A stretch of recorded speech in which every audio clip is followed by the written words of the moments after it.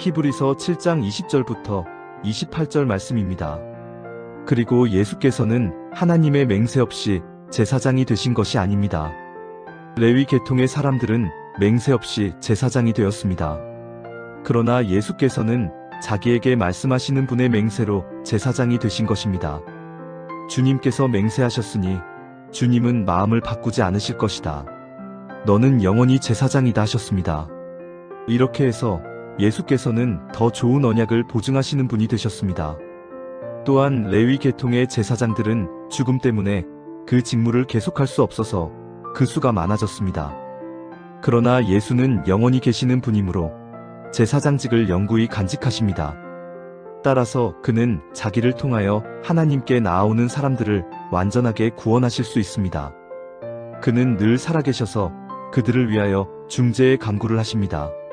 예수는 이러한 제사장으로 우리에게 적격이십니다. 그는 거룩하시고 순진하시고 순결하시고 죄인들과 구별되시고 하늘보다 높이 되신 분입니다. 그는 다른 대제사장들처럼 날마다 먼저 자기 죄를 위하여 희생제물을 드리고 그 다음에 백성을 위하여 희생제물을 드릴 필요가 없습니다. 그는 자기 자신을 바치셔서 단 한 번에 이 일을 이루셨기 때문입니다. 사람들에게 약점이 있어도 율법은 어쩔 수 없이 그들을 대제사장으로 세우지만 율법이 생긴 이후에 하나님께서 맹세하신 말씀은 영원히 완전하게 되신 아들을 대제사장으로 세웠습니다. 우리가 누군가에게 큰 잘못을 했다고 생각해 봅시다. 그러면 우리는 무엇을 해야 할까요? 당연히 사과부터 해야겠죠? 그런데 그 사람이 사과를 받아주지 않는다면 우리의 마음이 어려워지기 시작합니다. 당연히 내가 잘못한 것이니까 할 말은 없는데 어떻게 그 사람의 마음을 풀어줘야 할지 고민이 되겠죠. 그런데 한 사람이 나타나는 거야. 나를 잘 알고 또 그 사람을 잘 아는. 그가 우리를 변호해주기 시작합니다. 한번 용서해줘. 나도 그 친구 잘 아는데 고의로 그러지 않았을 거야. 우리의 입장에서 그가 얼마나 든든하고 고마울까. 그런 존재를 우리는 다른 말로 중보자라고 부릅니다.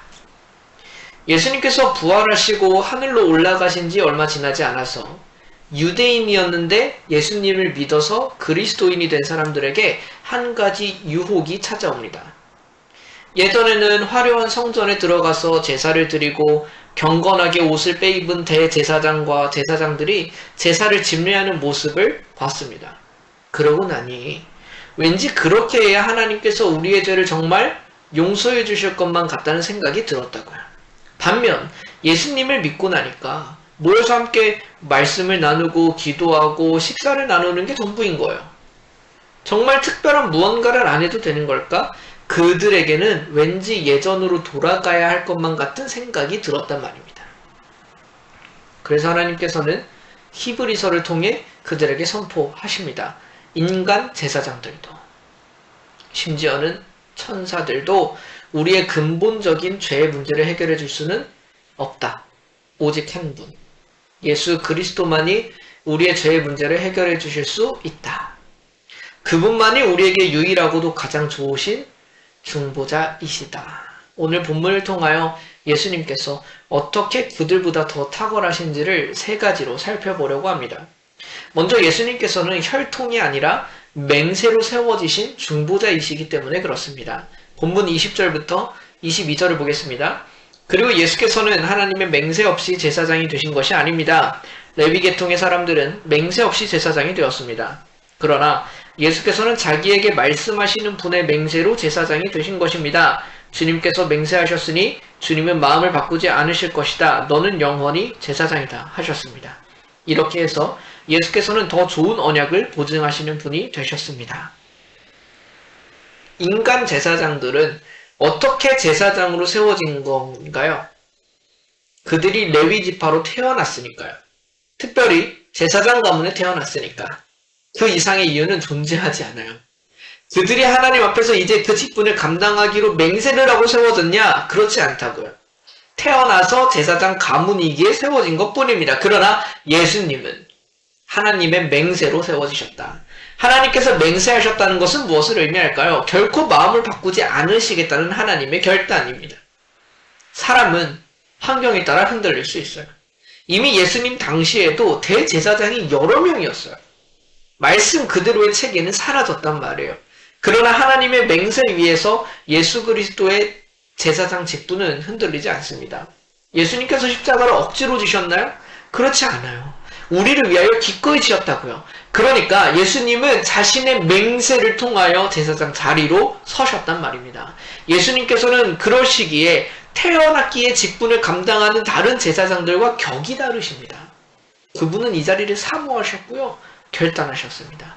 이 자리를 위해서 자신을 버리시기까지 하셨습니다. 그렇다면 어떤 분을 우리의 중보자로 삼겠냐 하는 겁니다.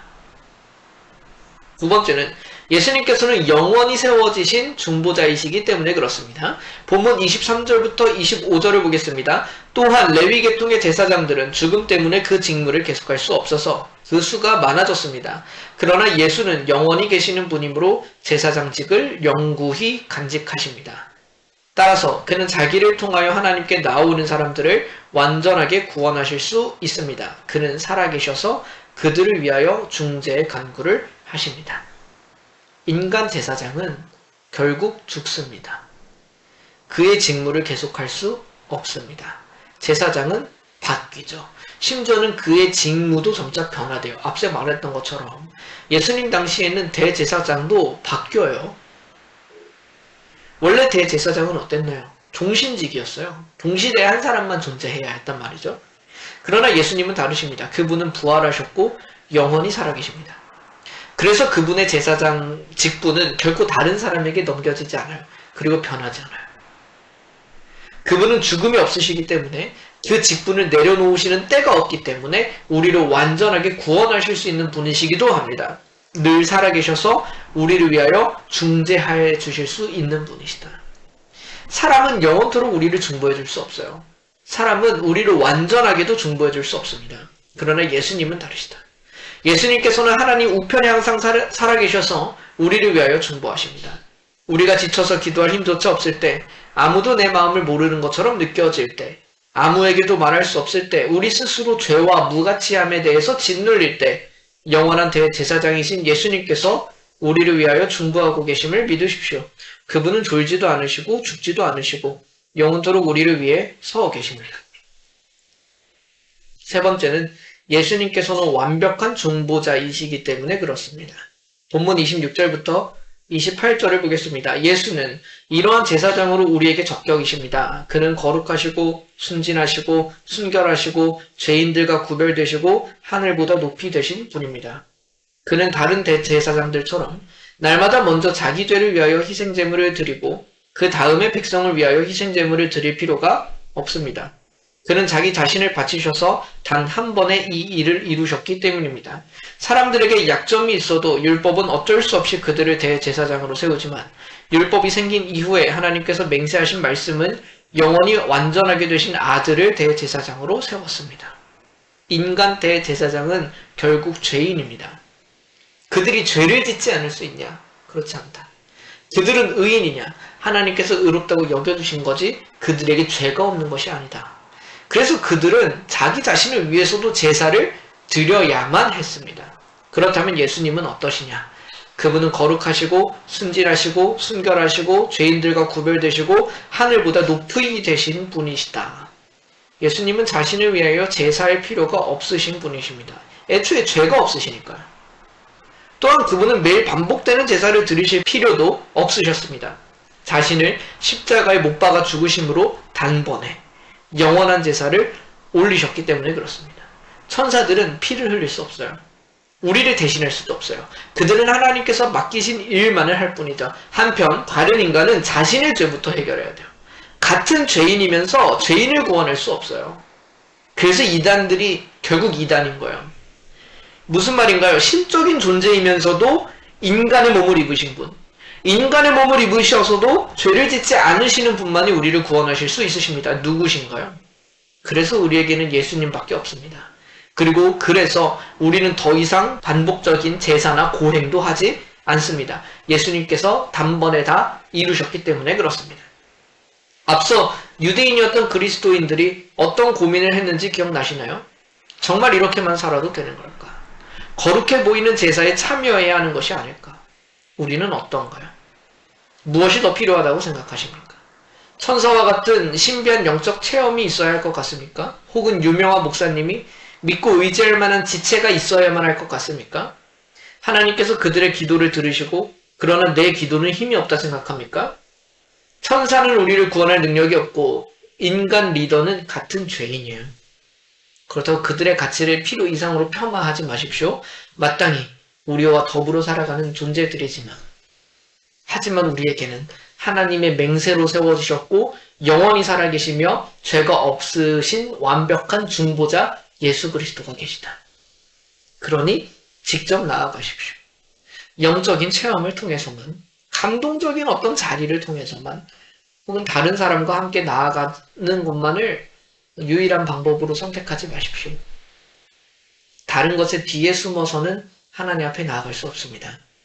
우리의 연약함이나 과거의 허물 때문에 하나님 앞에 나아가기를 또 주저하지도 마십시오.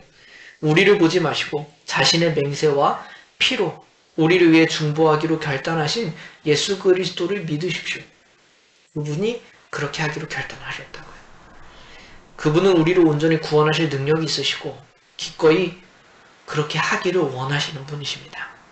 그 유일하고도 위대한 중보자의 도움을 구하며 삶으로 나아가시기를 간절히 소망합니다. 잠시 함께 기도합시다. 하나님 아버지, 우리에게 연약한 인간이나 천사가 아닌 완전하고 영원하신 대제사장 예수 그리스도를 보내주시니 감사합니다. 우리가 세상의 헛된 중보자를 의지하지 않게 하시고 지금도 살아계셔서 우리를 위해 간구하시는 주님의 손길만을 신뢰하게 하여 주십시오. 우리의 구원을 시작하시고 끝까지 완성하실 주님을 찬양하며 예수 그리스도 이름으로 기도드립니다. 아멘.